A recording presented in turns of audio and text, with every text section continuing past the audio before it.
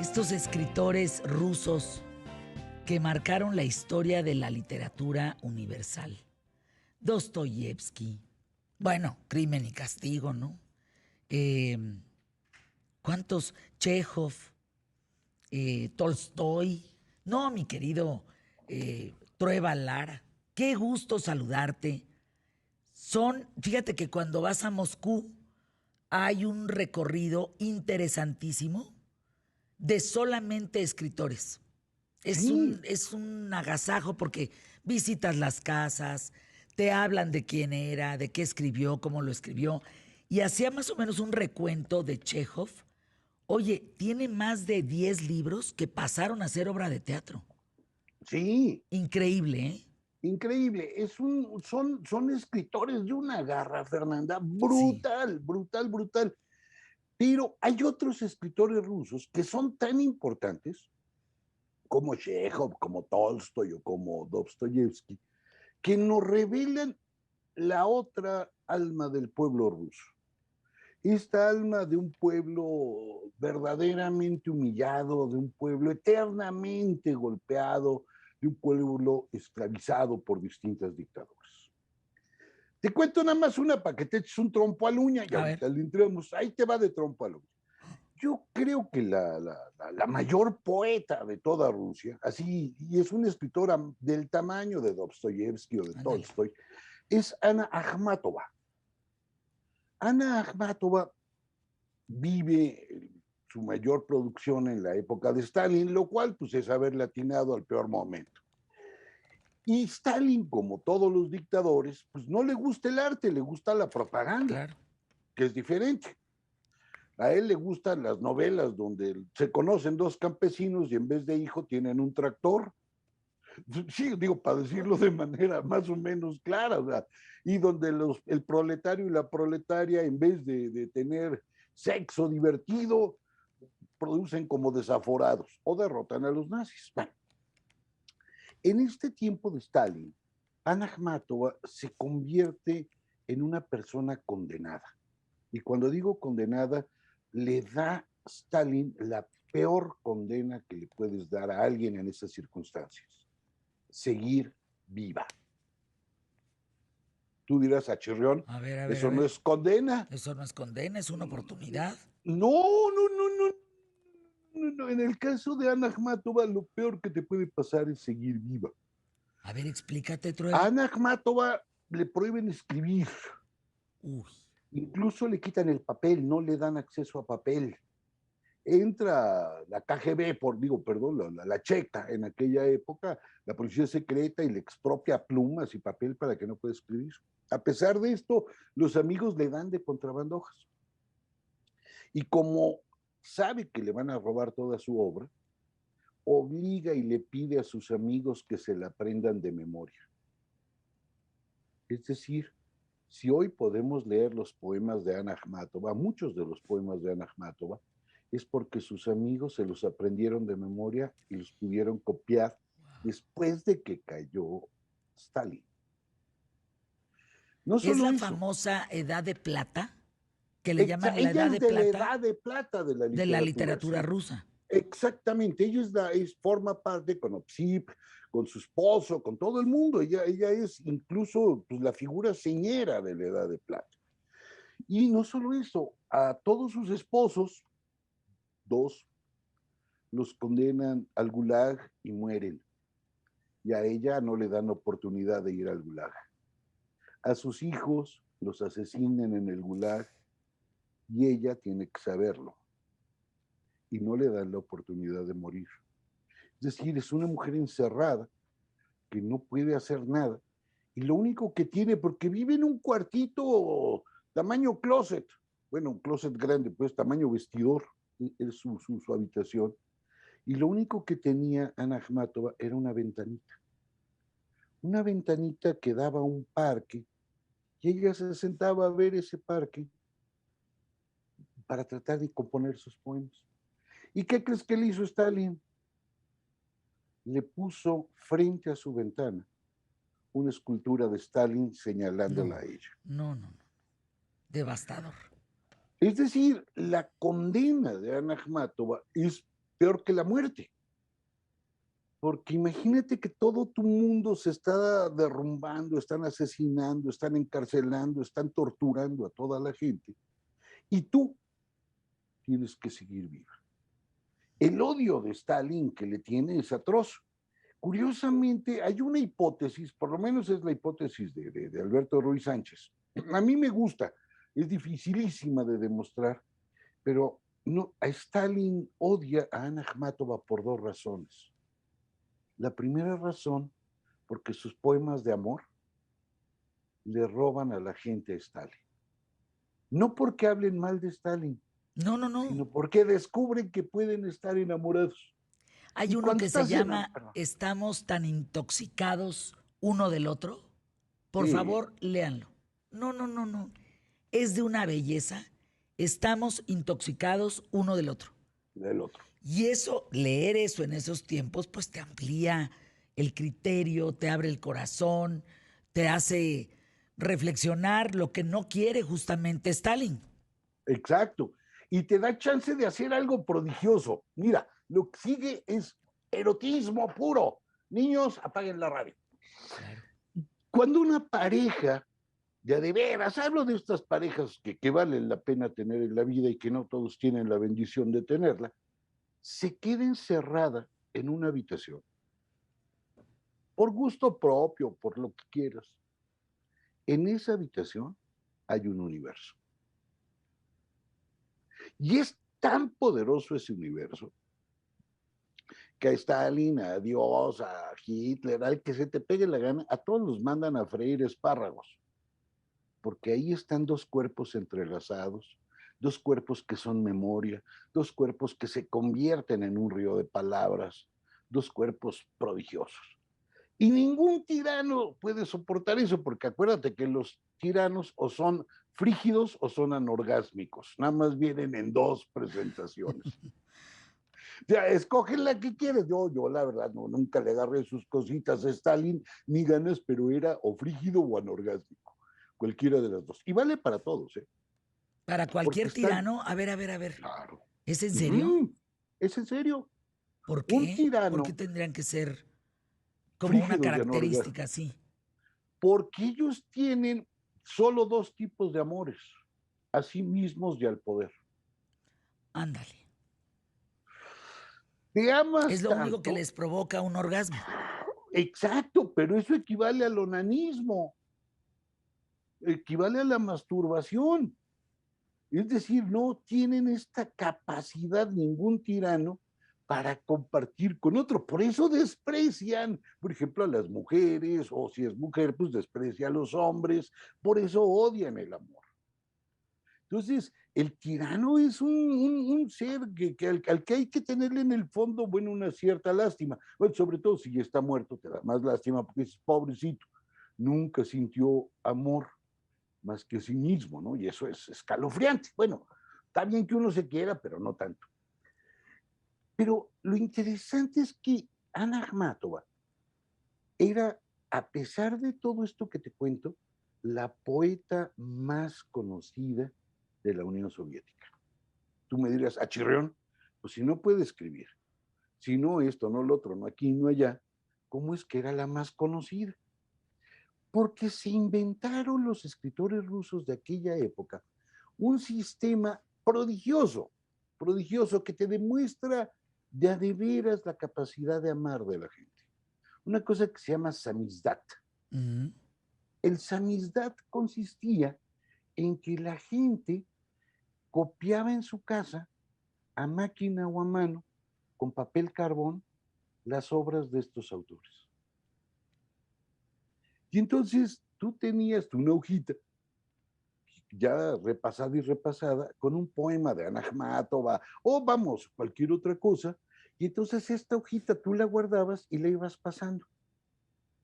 Y la gente llegaba a su casa y la copiaba y la regalaba. Es decir, había toda una literatura tan prohibida, pero que al mismo tiempo podía llegar a toda la sociedad. Y la razón es clara, es obvia.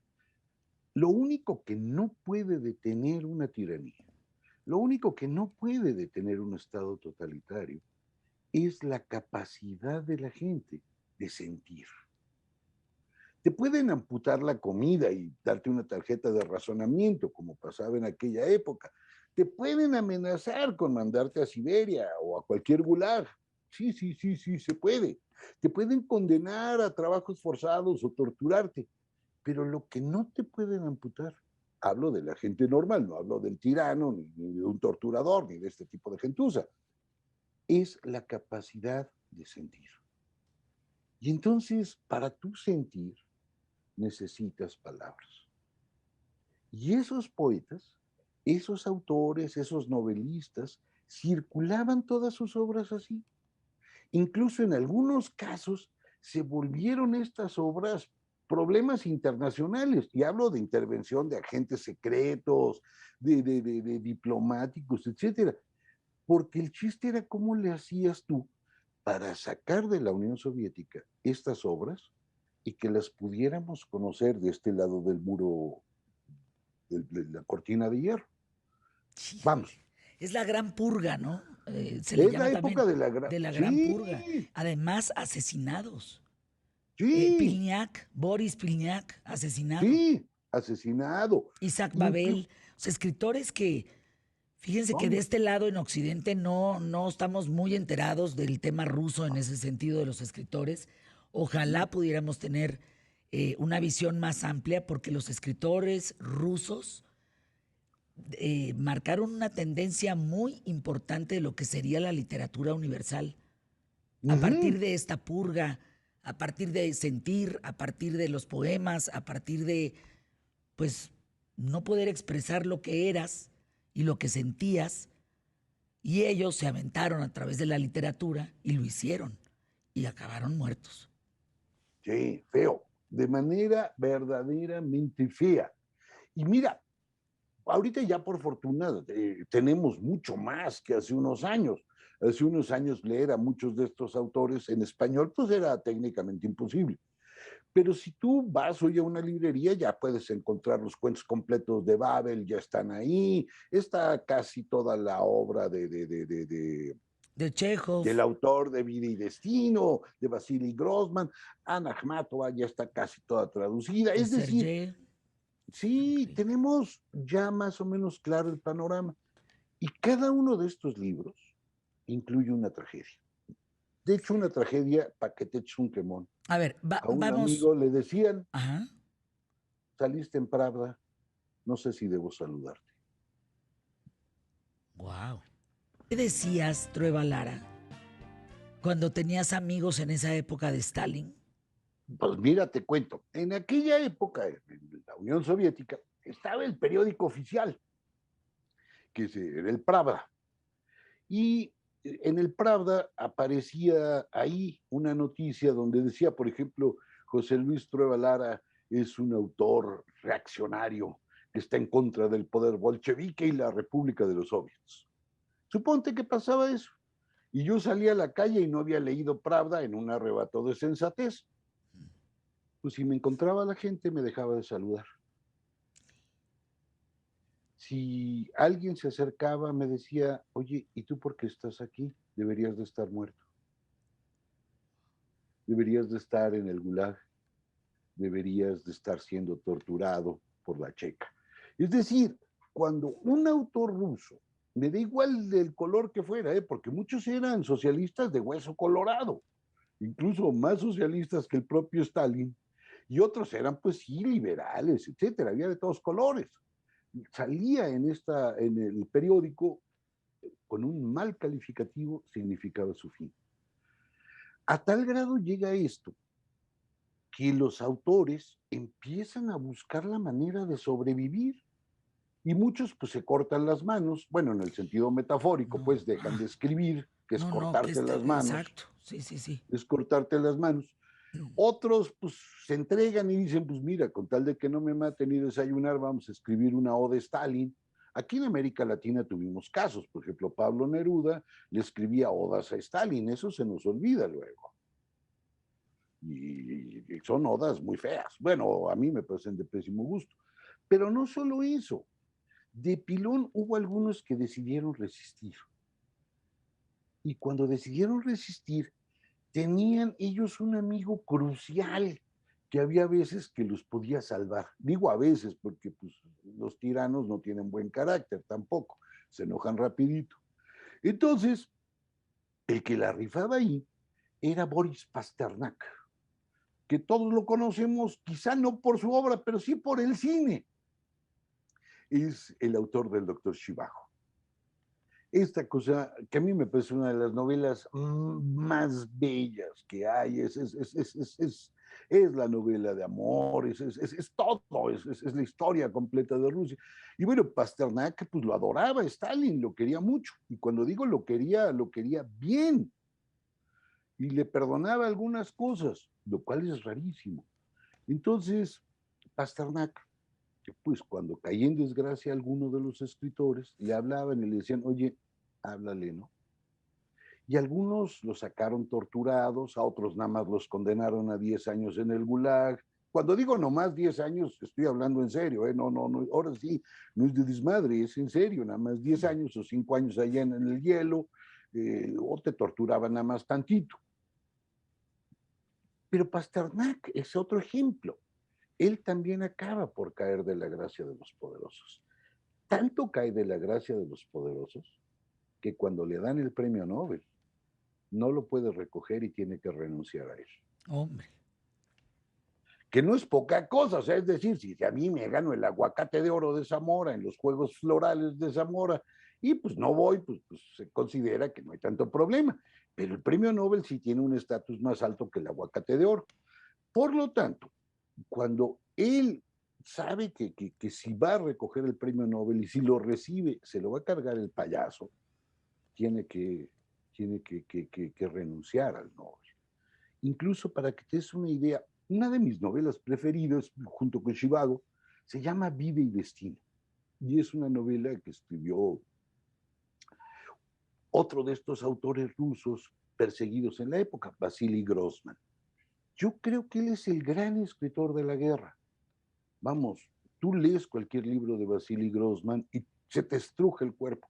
Es más, es el periodista. Él es el primer periodista que reporta los campos de concentración cuando llegan a liberarlos. Él reporta a Treblinka y tiene un reportaje de Treblinka maravilloso. Tiene otro reportaje sobre el zoológico de Berlín en la guerra. Cuando está entrando el ejército rojo a tomar Berlín, él no escribe sobre la gente, escribe sobre los animales que están en el zoológico. No tienes una idea, es sobrecogedor. Bueno, pues él escribe su gran obra que se llama Vida y Destino, un librazo de una novela de 1200 páginas, o sea, no se anduvo con las chiquitas. Pues se tarda un demonial de años, o sea, 1200 páginas llenarla es un asunto pues de cierto talante, ¿no? Bueno, cuando la enseña, no se la publican y le dicen, maestro, esto está en contra del régimen. Oye, pero está en contra del régimen. Y a partir de ese momento, él empieza a copiar estas 1200 páginas desaforadamente y esconderlas con todos sus amigos, con gente que no tenía, etcétera, porque sabía que iban a llegar a quitarle la novela y la iban a quemar, el manuscrito. Para no hacerte el cuento largo, hoy tenemos ya Vida y Destino completa, está traducida en español también, y reconstruir la novela se llevó casi 15 años de, mira, aquí faltaba este párrafo, aquí faltaba este otro, aquí que... Fueron armando este rompecabezas regado en muchas casas para poder crear Vida y Destino. Es una situación terrible. Y para sacar estos manuscritos de la Unión Soviética, el servicio diplomático jugó un papel fundamental. Uno de los filósofos más importantes del siglo XX, inglés, Isaiah Berlin, cuando estuvo en la Unión Soviética como diplomático, él se llevaba muy bien con los escritores. Y lo que empezó a hacer fue a llevarse por valija diplomática algunos de sus manuscritos. Por eso es que se salvaron. Y en otros casos interviene hasta la CIA para poder publicarlo. Es el caso de Dr. Zhivago. Dr. Zhivago se publica primero en Estados Unidos que en Rusia.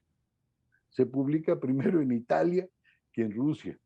Vamos, se hace la Omar película Sharif, imagínate. con Omar Sharif, que ahorita pues ya pertenece al recuerdo, está junto con Sara García y todos ellos allá montando alguna obra extraña, pero es sacarla fue complejísimo. Y cuando sale la obra en Occidente, a Pasternak lo condena.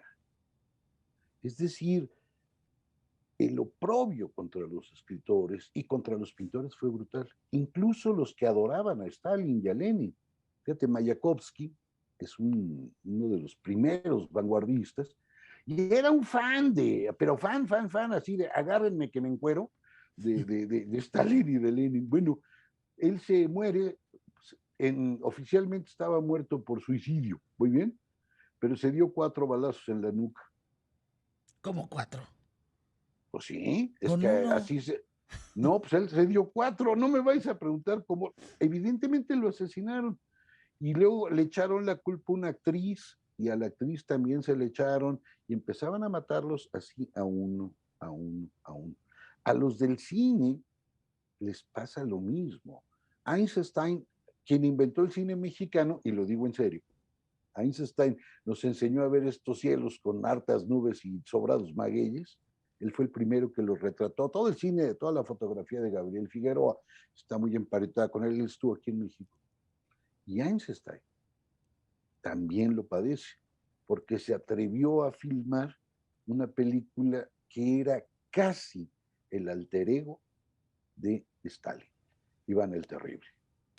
Cuando tú ves Iván el Terrible, tú dices, en la madre, este es Stalin. Claro, todo sucedía en la época de los zares, pero la veías y era atroz. Incluso Eisenstein crea una película de propaganda que hay que ver. O sea, yo nunca recomiendo nada de propaganda, pero en este caso sí, una cosa que se llama Iván Nevsky. Es una película muda, pero véanla con la música original, porque la compuso Prokofiev. Entonces, Prokofiev y Eisenstein cuentan la lucha de los rusos contra los alemanes en la Edad Media, y hay una batalla en el hielo, Fernanda. Cuando entran los coros de la cantata y tú ves esa batalla, híjole, se te enchina, no te digo hasta dónde, pero hasta allí mero se te enchina. O sea, no, te lo juro, tú lo ves. Te dan ganas de llorar, pero de la belleza, del portento que estás viendo, y te dices, carajo, porque a mí no me tocó ese talento, man. O sea, te da envidia. Bueno, a mí, perdón por el carajo, pero me da envidia de a de veras ese talento. Yo hubiera querido un 5% de eso y yo ya andaría flotando por las nubes. Te lo juro, así, etéreo. Esa persecución al arte fue brutal. Castró, mutiló, mató y cerró mundos que hasta hoy estamos empezando a descubrir. Hay que Putin leer. hizo lo mismo. Exacto, hay que leer a los escritores rusos durante Sí. esta dictadura. Ahí comprendes parte de la historia del mundo y de lo que está pasando hoy en día. Sí, eso merengues. ¿Qué nos recomiendas? A ver, un librazo, así, para el fin de Mira, semana. a fin de no, es que acuérdense que los rusos no se andan con medianías y se tiran 1000 páginas Sí, con una sí, facilidad. eso es importante, ¿no? Pero Eso hay es un cuento importante. corto, ¿cómo se llama? Ruso, Mira, muy famoso. muy famoso, un día en la vida de Iván Denisovich. Ajá. Es delgadito y te cuenta padrísimo. Otro más o menos delgadito son los poemas de Lara. Se los dicen a su amada y van a ver que sí afloja. Ay, Trueba, gobiérnate. Yo se los dije a la Pati y le hice un hijo.